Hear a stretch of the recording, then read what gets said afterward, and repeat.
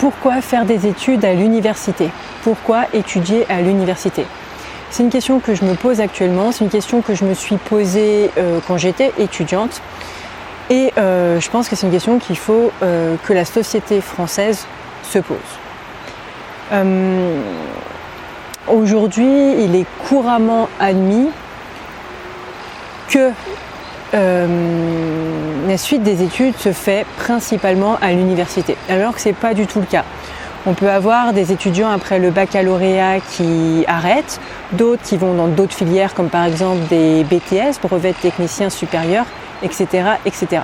Pourtant, aujourd'hui, dire la phrase un étudiant étudie à l'université, elle n'est pas tout à fait fausse non plus. Globalement, c'est le parcours qui est attendu. On va au lycée, on obtient le baccalauréat, après il faut choisir des études, donc on va à l'université, on passe des examens et on obtient un diplôme. Ça, c'est un parcours qui est classique, qui est admis. Et d'ailleurs, faire des études à l'université, c'est quelque chose qui est socialement valorisé, qui est socialement accepté, respectable dans notre société actuelle. Pourquoi je me posais cette question? Et bien tout simplement parce que ça a un lien avec ce que je fais aujourd'hui, ce pourquoi je tourne cette vidéo et ce pourquoi j'ai créé cette chaîne YouTube Station Gaïa et ce projet plus largement Station Gaïa. Alors je pense que c'est une question qu'on devrait tous se poser à un moment ou à un autre, personnellement dans notre scolarité, mais à plus grande échelle au sein de la société. Alors qu'on soit bien clair, là je vais te présenter et essayer de répondre à cette question avec mon vécu. Donc ce que j'ai vécu, ma façon de penser, etc. Donc bien évidemment, toi, tu as peut-être une autre vision. Et si c'est le cas, je t'invite à le dire en commentaire. Bien évidemment, tu le fais de manière cordiale. S'il te plaît, tu évites de m'insulter. Donc, moi, je pars de plusieurs constats. Le premier constat, c'est que la majorité des enseignants qui donnent des cours à l'université sont en fait des vacataires. Ce sont des vacataires, la plupart des étudiants ne le savent pas, donc c'est-à-dire ce sont des contrats précaires. Des vacataires, ce sont des personnes qui sont censées être là temporairement pour répondre à une demande temporaire et ils sont payés à la tâche. Ces personnes qui sont vacataires, on est à peu près sur du 40 € de l'heure. Alors, on est d'accord, 40 € de l'heure, dit comme ça peut paraître énorme, mais au final, remis à... avec tout ce qu'il y a à faire, c'est-à-dire la préparation des cours, la préparation aux examens, la correction des examens, etc. Remis à ça, finalement, au taux horaire, ça revient à un statut qui gagne moins que le SMIC, que le taux horaire, que le SMIC actuel, en 2025. On a vu ces dernières années, d'ailleurs, des vacataires manifester par rapport à ce statut qui est précaire. Donc la plupart des étudiants, je suis sûre que si on leur pose la question, ils ne savent pas que leurs enseignants sont des vacataires. Donc vacataires, il y a deux familles de vacataires si je peux dire. Il va y avoir les doctorants qui sont les petites mains. Donc les doctorants, ce sont des étudiants qui sont en formation, qui sont à la fois en formation pour produire donc une œuvre de recherche et également en formation pour l'enseignement. Alors on est d'accord que même les enseignants-chercheurs, niveau enseignement, ils ne sont pas formés à l'enseignement. On les jette un peu comme ça dans la gueule du loup et tout le monde doit se démerder un petit peu comme il l'entend, comme il le sent. Donc formé à l'enseignement, oui et non. Mais globalement, ce sont les petites mains, donc ce sont souvent des doctorants. Et si ce n'est pas des doctorants, c'est des personnes qui ont un travail à côté, normalement, qui ont un travail principal. Normalement, les universités sont censées vérifier que ces personnes-là ont un travail principal. Est-ce que dans les faits, c'est le cas? J'en suis pas persuadée, du moins pas à chaque fois. Mais ce sont des personnes qui interviennent pour donner des cours ponctuellement. Et ce sont souvent des personnes qui sont en auto-entreprise, qui ont des entreprises ou plus rarement qui travaillent dans des entreprises. Donc vraiment, ce sont des gens à leur compte, qui donnent de leur temps à l'université pour faire des cours, pour donner des cours. Alors, un petit peu de leur temps, c'est vite dit, parce que ça peut vite grossir en temps horaire. On peut aller jusqu'à une centaine d'heures en temps horaire. D'ailleurs, il y a un horaire à pas déplacer entre 100 et 101 heures, c'est plus du tout la même catégorie, c'est plus du tout les mêmes contrats, les mêmes paiements. Bon, il n'y a pas de contrat pour précaires, si je peux dire, pour ces vacataires. Mais ça, c'est le premier constat. On est à peu près, en France, il me semble qu'on est de l'ordre de 60% à l'université de personnes qui sont vacataires. Donc ça, c'est le premier constat. On est sur des contrats précaires des enseignants qui font cours et qui sont vacataires. Donc on peut se poser la question de la légitimité de leur intervention. Sont-ils légitimes à donner tel ou tel cours à des étudiants? Et j'en viens au deuxième point, qui est que pour moi, les étudiants, et je le constate, c'est que je côtoie des étudiants, j'ai la chance de temps en temps d'intervenir auprès d'étudiants, et moi j'ai fait ce constat, c'est que pour moi, les étudiants sont là uniquement pour avoir un diplôme. Et j'en suis attristée que les étudiants sont là uniquement pour avoir un diplôme. Je parle de ça parce que si les étudiants ne seraient pas là pour avoir un diplôme, ils seraient peut-être en train de manifester avec les vacataires ou en train d'essayer de créer quelque chose de plus grand que de simplement prendre des notes, prendre des cours et gratter leurs feuilles pour finalement les examens et obtenir ce diplôme. Pourquoi je dis ça? Parce que donc on a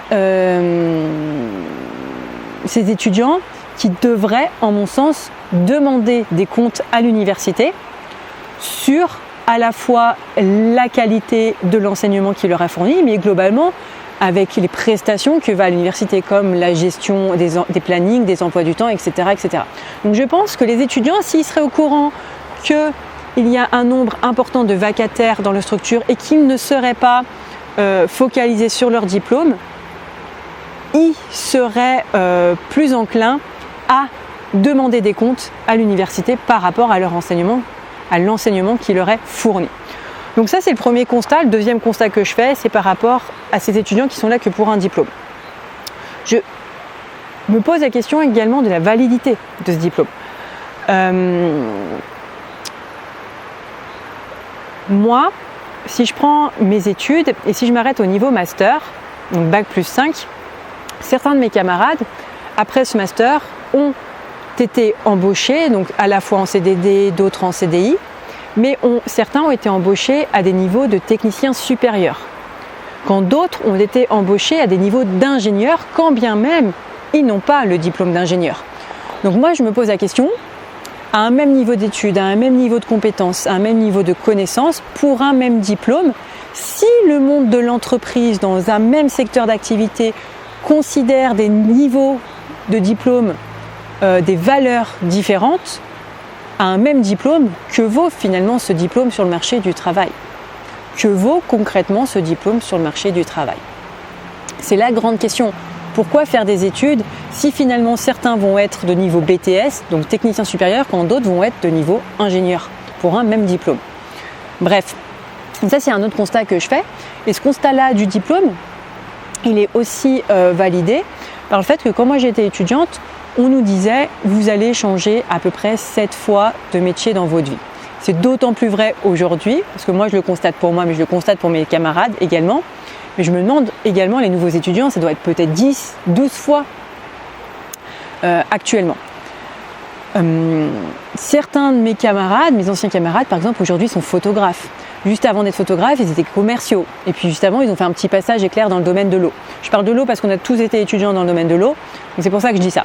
Donc aujourd'hui, on voit bien que finalement, le travail qu'on va faire plus tard n'est pas conditionné au diplôme que l'on a. Donc de fait, si en fait on peut changer de métier, on peut changer complètement d'orientation, que vaut encore ce diplôme? Non mais concrètement, est-ce qu'il ne faut pas mieux aujourd'hui avoir des personnes qui soient en capacité d'apprendre une compétence rapidement et qui soient en mesure de l'exécuter rapidement, plutôt que d'avoir des personnes qui ont des diplômes? Quid de la validité du diplôme une nouvelle fois? Alors tu me diras oui, mais avoir un diplôme facilite quand même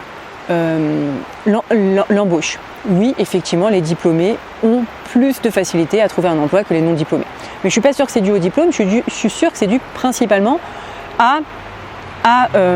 au savoir-être, à comment se comporter lors d'un entretien, comment savoir parler, communiquer, à structurer ses pensées et à savoir concrètement et à mettre en avant ce que le professionnel recherche et les compétences, mettre en avant les compétences que le professionnel recherche lors d'un entretien d'embauche. Donc quid de la validité de ce diplôme. Je mettrai en avant aussi une autre chose. Je ne sais pas si tu as fait le cas, si tu as constaté ça, mais moi, j'ai vécu au Canada et j'ai constaté sur mon téléphone que les recherches que je faisais au Canada quand je mettais un moteur de recherche, par exemple Google, ne me donnaient pas les mêmes recherches quand j'étais en France et au Canada. Et j'ai également fait le test avec des amis. On peut constater que pour un même moteur de recherche à la même version, si on a des personnalités qui sont complètement différentes et qu'on n'est pas d'accord sur tel ou tel sujet, si on fait une recherche sur ce sujet, en posant la même question, avec la même virgule, la même intonation, la même ponctuation, etc., on n'obtient pas les mêmes résultats de recherche. Pourtant, on entend souvent des personnes dire, dans le grand public, dans la vie de tous les jours, « Ah mais celui-là c'est un con, il suffit de regarder sur internet pour voir que ce qu'il raconte c'est de la merde. » En gros c'est ça. Sauf que moi j'ai fait le constat que si on a deux personnes qui sont différentes, on tape la même recherche, les résultats de recherche du moteur de recherche, les résultats qui apparaissent ne sont pas identiques. Ils vont mettre en avant globalement ce que la personne pense et vont la conforter dans sa manière de penser. Globalement, les moteurs de recherche parcourent ton historique pour te mettre en avant ce avec quoi tu vas valider. Et donc ça pose un problème de quid du questionnement et du déroulement de la pensée humaine par rapport à ces recherches. Parce qu'aujourd'hui, beaucoup de gens font des recherches sur Internet, mais concrètement, combien, même toi, tu me diras, combien vont aller chercher au niveau de la page 2, de la page 15, de la page 17, etc., des articles.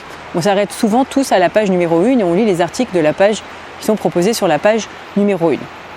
Et j'ai fait ce constat également que pour la même recherche, quand je suis passée au Canada, mon moteur de recherche était exactement configuré de la même façon. Les résultats sont différents. Ce qui veut dire que ces moteurs de recherche prennent en compte également la localité dans laquelle tu te trouves et globalement ce que pensent les gens dans la localité dans laquelle tu te trouves. Donc tout de suite, ça influe sur la réflexion et sur la manière de penser. Puisque qui va aller chercher une contre-pensée quand on est sûr de quelque chose?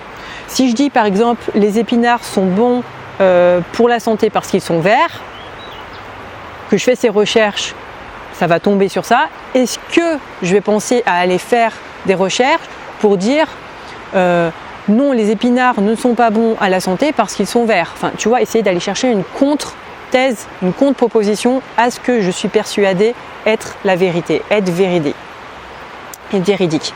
Donc, moi, ce que je pense, c'est qu'aujourd'hui, on a une société qui est extérieure à l'université, qui maintenant, avec Internet et les réseaux sociaux, pense comme ça. Et cette université est perméable à cette société. Puisqu'aujourd'hui, on se retrouve avec des jeunes qui ont exactement la même façon de penser, exactement des étudiants qui font et qui pensent exactement pareil, qui font des recherches exactement de la même façon. Donc, moi, je pense que l'université est perméable à la société et qu'elle ne devrait pas. Puisque si dans le monde extérieur, les adultes ne sont plus en capacité de penser et ne sont plus en capacité d'aller contredire leurs pensées, que les étudiants ne le font plus également, qui va le faire? Concrètement, qui va le faire? Donc je pense qu'il y a un biais au niveau de l'université là-dessus, au niveau de la perméabilité de l'université sur la pensée. Et je rajoute aussi que cette perméabilité, je pense à cette histoire, il y a quelques mois ou quelques années, alors je ne te cache pas que j'y pense, je ne sais plus c'est qui, je ne sais plus ça concerne quelle université, mais il y a eu des articles et des vidéos qui ont été faites à ce sujet. Il y a eu, je ne sais plus quelle université, un intervenant qui était controversé. Cet intervenant avait fait de la prison ou été condamné pour des faits d'agression sexuelle. Il me semble, alors il était présumé innocent, son procès n'avait pas encore eu lieu, je ne sais pas. Bref, dans son domaine de compétence, il était un expert et il devait intervenir auprès d'élèves et des féministes, donc des personnes extérieures à l'université étaient contre sa venue de par ses actes par rapport à son casier ou par rapport à cette controverse, par rapport à cette condamnation, je ne sais plus trop, et ont réussi à faire fléchir le directeur, le doyen d'université pour imposer la non-venue de ce participant. Et ça, je trouve ça dramatique. C'est-à-dire, on a des personnes qui sont extérieures à l'université qui ont influencé sur, finalement, les cours qu'ont des étudiants qui, eux, auraient pu avoir une intervention qui leur soit bénéfique. Donc, on a des gens qui ont été contre, qui ont influencé d'autres gens dans la faculté et qui, in fine, les gens dans la faculté ont influencé les gens qui allaient avoir cours, ou pas, ça se trouve, ces gens ont dû dire tout simplement non, n'ont pas pu tout simplement, peut-être, hein, je dis ça, mais peut-être subi des moyens de pression pour finalement leur dire et être de leur côté. Alors peut-être ils ne pensaient pas cette façon-là. Alors j'ai fait une petite pause parce que je vois qu'il y a des personnes en face de moi. Je vais parler peut-être un petit peu moins fort. Et donc je trouve ça dramatique. On aurait pu, effectivement, c'est une question de se poser quelle est la légitimité d'une personne condamnée ou qui est en instance de justice pour intervenir dans des cours. Alors attends, il y a une personne, hop.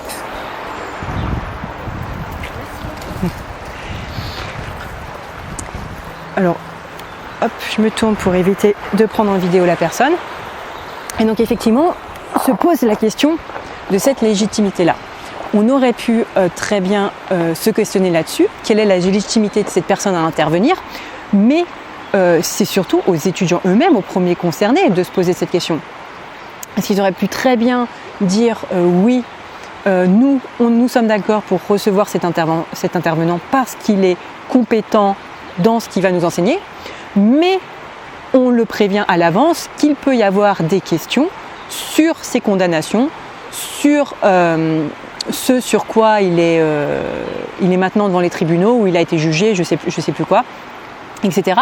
Et poser des questions peut-être pour faire un lien par rapport à leur diplôme et le cours qu'il est en train de donner. Dans quelle mesure ce jugement, dans quelle mesure les actes qu'il a faits ont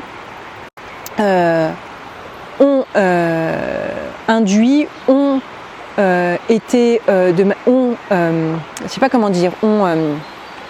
contribué positivement ou négativement à sa carrière professionnelle ou à ce qu'il est en train d'enseigner, à sa compétence. Voilà. Là, je me suis un peu perdue. J'avoue que la dame qui est passée, ça m'a un peu perturbée. Donc, on a cette perméabilité de l'université à la société et je pense que c'est dommageable. C'est aux étudiants de décider eux-mêmes qui ils veulent voir intervenir. Enfin, je pense que ce n'est pas aux gens extérieurs d'intervenir sur ça. Donc là, j'ai parlé de la précarité des vacataires, du diplôme, de la valeur du diplôme, de la perméabilité. Et je dis ça parce que moi, alors, je prends des cours de théâtre et d'acting le soir dans une association. Et je suis en cours adulte et forcément, je côtoie des jeunes qui ont début vingtaine et qui sont encore étudiants et qui me disent utiliser l'intelligence artificielle dans leurs cours. Que ce soit pour avoir des idées ou pour structurer leurs pensées ou pour tout simplement écrire des textes, des mémoires ou pour faire corriger les mémoires qu'ils ont écrits, que ce soit sur la structure ou sur les fautes d'orthographe, etc. Alors, je ne suis pas contre l'intelligence artificielle, elle est là, il faut apprendre à l'utiliser, mais du coup, se pose la question de la pensée au sein de l'université. Que vaut un diplôme ? Que vaut le travail des étudiants? Que vaut la pensée des étudiants dans un contexte où l'intelligence artificielle est présente et qu'elle remplace en quelque sorte leur pensée? Je me suis comprise. Donc concrètement, que vaut l'université aujourd'hui? Si le diplôme n'a plus de valeur, si l'université est perméable, si on n'est plus en mesure, si les étudiants ne sont plus en mesure de penser correctement, que vaut aujourd'hui un diplôme? Donc je pense que les étudiants doivent demander des comptes, s'ils s'en rendent compte, à l'université et à l'État par rapport à la qualité de leur étude et à l'enseignement qui leur est fourni, et qui doivent faire quelque chose et qui doivent se bouger en ce sens. Voilà. Alors moi, c'est l'université, je ne cache pas que j'ai eu la chance d'aller à l'université. J'ai eu les connaissances et les capacités pour faire de longues études. Et alors, j'ai eu des profs qui sont formidables, qui ont été formidables et je ne leur en veux pas du tout. Ils ont fait ce qu'ils ont pu avec les moyens qu'on leur a donnés. Mais j'avoue que moi, j'ai été très déçue par l'université. Et c'est pour ça aujourd'hui que je porte ma réflexion là-dessus et sur mon projet de vidéo et mon projet de Station Gaïa. J'aurais aimé voir une université qui soit beaucoup plus tournée vers la pratique, vers la réflexion et globalement vers le savoir et vers la connaissance. Je m'explique, moi je pense, et ça va être radical, je pense que 90% des étudiants à l'université ne devraient pas y être. Pareil, je pense que 95% des étudiants en master ne devraient pas y être. Que ce soit par rapport à leur niveau, mais que ce soit globalement par rapport à ma vision de l'université. Moi, si j'ai que 5 à 10 étudiants en master, c'est parfait. C'est parfait. Moi, je pense que le diplôme de master devrait être conditionné à la réalisation d'un projet qui soit concret, qui soit mesurable et qui apporte à la société. Par exemple, des étudiants en architecture devraient, pour leur niveau de master, je ne sais pas, concevoir un pont et créer un pont, concevoir un petit bâtiment, etc. etc. Alors, c'est sûr, on n'est pas sur des niveaux super élevés, on reste quand même à des niveaux étudiants, on n'est pas sur l'œuvre de toute une vie. Mais ça devrait être quelque chose qui soit concret et qu'on apporte à la société. Et je pense que globalement, moi, les étudiants devraient être rémunérés. Déjà, les étudiants devraient être rémunérés à l'université pour leur travail, puisqu'ils vont contribuer plus tard à la société. Donc ce serait logique de les rémunérer, surtout quand on voit la précarité étudiante. La précarité étudiante, elle existe, elle est là. Les étudiants ont des difficultés pour payer leur loyer, ont des difficultés pour se nourrir, ont des difficultés pour se payer des loisirs, etc. etc. Aujourd'hui, on a des étudiants qui prennent des crédits, d'autres qui ont un travail à côté des études et on sait que ça met tout de suite en difficulté. Mon objectif, ce serait de dire l'université ne peut pas vous payer, le contribuable français ne peut pas vous payer, vous avez du mal à subvenir à vos besoins pour faire des études, donc le but, ce serait de modifier l'université pour que vous puissiez réaliser ces études. Et donc le gros projet que l'étudiant de master devrait réaliser, il devrait se financer tout seul. C'est-à-dire que l'étudiant devrait aller au cours de ses 5 études, donc licence et master, mettre de côté pour son gros projet. Comment ? Il pourrait aller chercher des financements auprès de fonds publics, de mécénats, de particuliers vers des plateformes de crowdfunding, ou bien demander des crédits à la banque en proposant des maquettes et en proposant des petits trucs qui soient concrets pour aller vers ce gros projet. Et sur cet argent qu'il a, on pourrait très bien imaginer qu'une infime partie de financement va à l'université pour payer la structure, le fonctionnement, les laboratoires de l'université. Et après, une fois cette partie retirée, l'argent qui lui reste, c'est à lui de voir, il met tant de parties pour son projet et tant de parties pour lui, pour payer son loyer ou pour payer sa nourriture, ses loisirs, etc. Donc c'est à lui de gérer son budget. Et donc ça peut se faire sur 5 ans, jusqu'à la concrétisation de son gros projet. Et les étudiants de licence pourraient être soumis, pour rentrer à l'université, à l'acceptation et à la contribution de ce gros projet de master. Ils pourraient passer en entretien, une entrevue avec la personne de master pour valider ce projet. Et donc ils pourraient aider cet étudiant dans leur projet, tout en apprenant dans leur niveau de compétences et dans leur niveau d'études des connaissances. Et le but, c'est également eux d'aller chercher des financements en répondant par exemple à des petits appels d'offres. Là, tu vois, je suis à côté d'un canal, donc je ne sais pas, il pourrait très bien avoir un étudiant, une mairie qui demande une analyse sur l'eau, quelle est la qualité de l'eau, tout ça. Un étudiant pourrait très bien se positionner là-dessus, faire rentrer un peu d'argent et pareil, une partie à l'université, une partie pour financer son gros projet et une partie pour qu'il puisse vivre, tout en réfléchissant à son gros projet final de master. Et les étudiants seraient conditionnés à du mentorat par des enseignants-chercheurs titulaires qui eux-mêmes sont rémunérés sur cette même base-là. Ça pourrait être pas mal. Enfin, quand je réfléchis comme ça, je me dis pourquoi pas. Ça changerait le côté universitaire, ça changerait le côté financement et ça permettrait concrètement de remettre la pensée et de remettre la création au cœur de l'université. Pourquoi je dis ça ? Parce que j'ai participé à un colloque il n'y a pas longtemps. Donc moi, tu le sais, ce mathématique, c'est l'eau. Et c'était sur les stations d'épuration, c'est ma spécialité. Et on parlait des microplastiques. C'était un colloque sur les microplastiques et la pollution des microplastiques dans les stations d'épuration.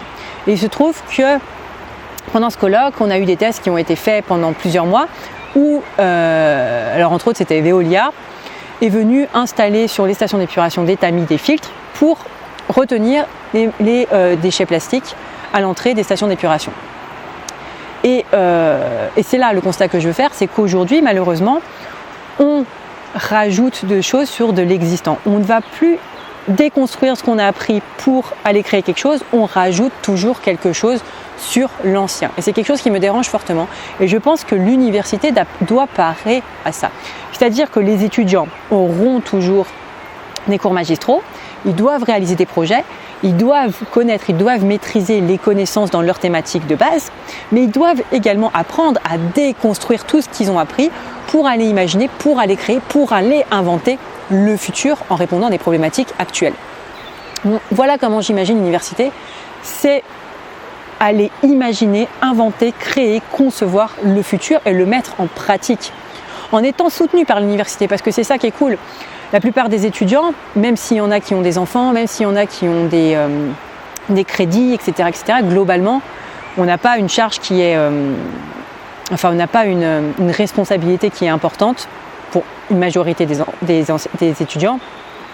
Et donc, on peut se permettre, ces étudiants peuvent se permettre ce genre de choses. On est à la fois adulte pour la plupart, du moins ils sont majeurs pour la plupart légalement, et donc on est à la fois adulte, mais on est encore dans l'université, ce qui nous protège quelque part dans nos projets avant de rentrer dans la vie adulte et là d'être complètement lâché et de se rendre compte que finalement, ce n'était pas du tout ce à quoi on s'imaginait, ce à quoi on s'attendait.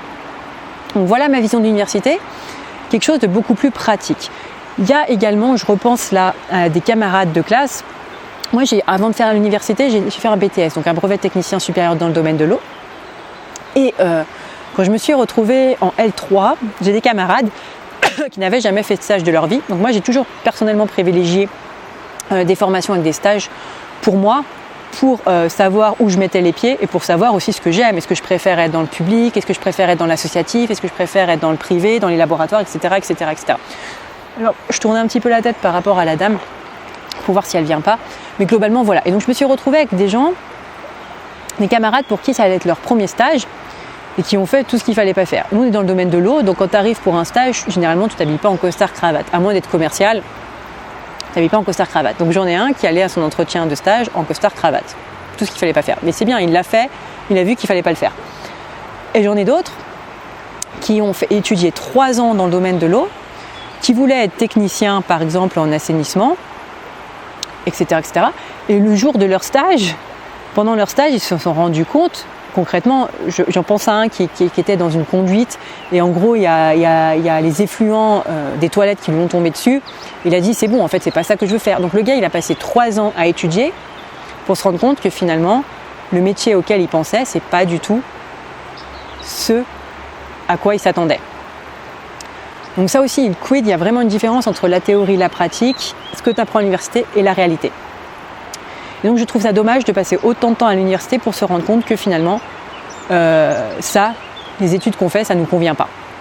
Voilà pourquoi est-ce qu'il faudrait que l'université soit d'autant plus pratique et ne convienne pas à tout le monde. Encore une fois, je pense que tout le monde peut aller à l'université, mais c'est pas parce que tout le monde peut aller à l'université que tout le monde doit aller à l'université. C'est quelque chose que je nuance. Je pense aussi, du coup, financer l'université de cette façon.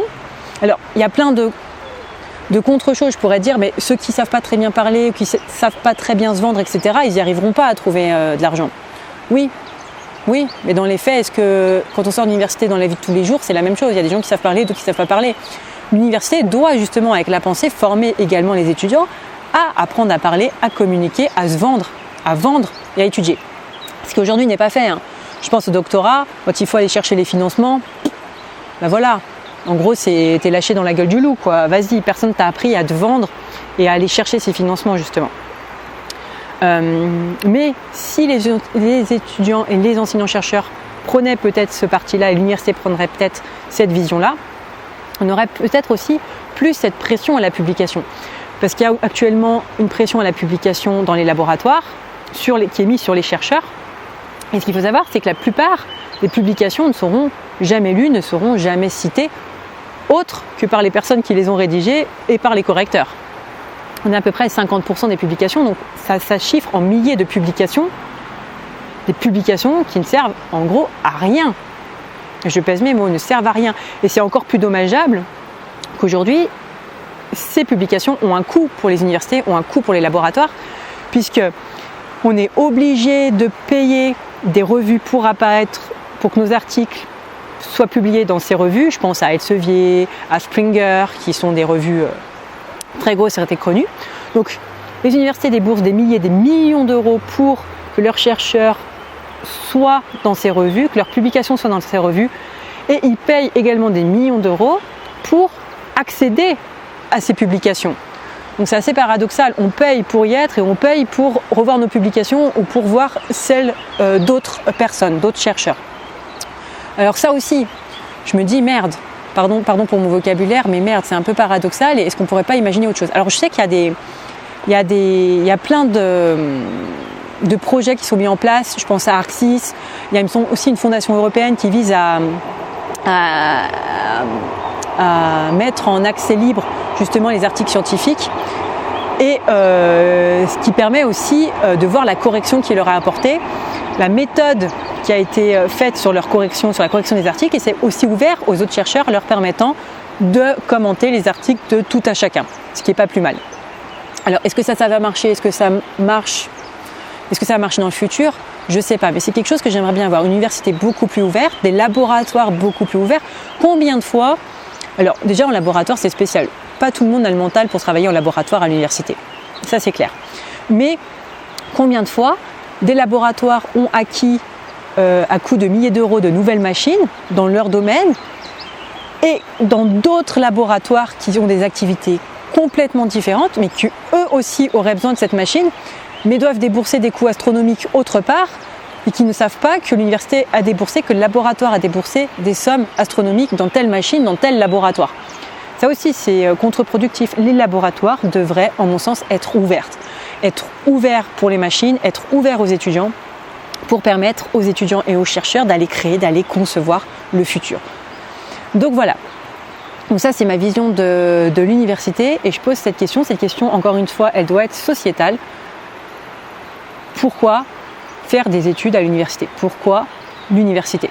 Mais si on met en place ma vision de l'université, alors on est d'accord, hein, là je suis en train de te dire ça comme ça, mais j'ai pas pesé le pour, le contre, là je suis en train de dérouler. Mais si finalement 90% des étudiants ne doivent pas aller à l'université, où vont-ils? Donc il faut aussi remettre pas en cause, mais il faut aussi questionner le système qu'il y a avant, donc l'éducation nationale, maternelle, primaire, collège, lycée. Que faire des élèves? Est-ce qu'il faut réintroduire dès 14 ans l'alternance ou la formation pour que dès que les étudiants, dès que les lycéens sortent, ils puissent tout de suite trouver un travail ou autre? Je ne sais pas, mais si cette université est mise en place, il faut évidemment se questionner sur l'avant. Donc voilà, moi je pose vraiment la question. Que vaut un diplôme aujourd'hui en France?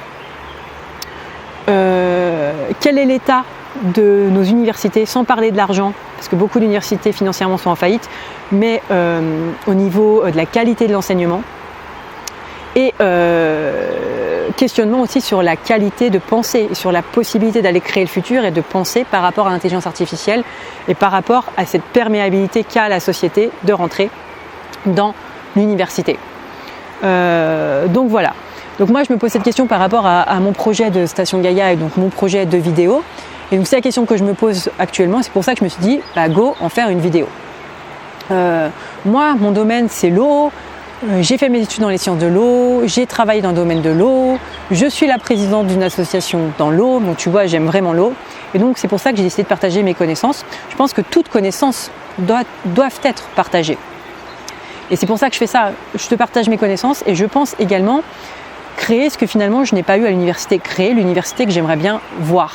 C'est-à-dire, j'enseigne quelque part en faisant mes vidéos. Donc moi quand j'étais plus jeune, je voulais être, je sais pas, je te l'ai dit, mais je voulais être pompier, inventrice et maîtresse. Donc finalement le côté pompier, je l'enlève et je peux être inventrice et maîtresse. Donc maîtresse en donnant des cours, donc par mes connaissances que je te transmets en vidéo. Peut-être que je vais intervenir dans des écoles, etc. aussi. Et ce côté inventrice, finalement, mener des projets sur la thématique de l'eau, les commenter, les filmer et mener quelque part mes propres recherches, devenir quelque part une chercheuse indépendante. Donc voilà, et si par ce que je fais, par ce travail, ça te donne aussi envie de partager tes connaissances, que ce soit sur le travail que tu as actuellement ou sur tes loisirs, les connaissances doivent être partagées, et ben vas-y, fais-le. Prends une caméra, tourne, écris, dessine, partage. Peut-être que derrière, tu auras d'autres projets qui mèneront à des produits, que tu créeras peut-être des entreprises et que tu iras peut-être changer le monde.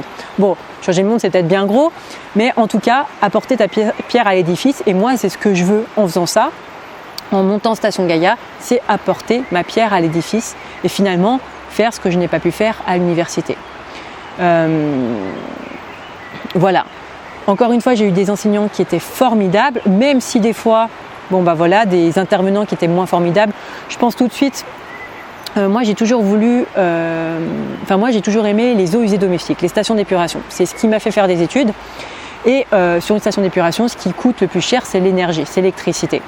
Donc à un moment, j'avais une idée quand j'étais étudiante, c'était de créer un projet pour produire de l'énergie à même la station d'épuration pour faire fonctionner la station d'épuration.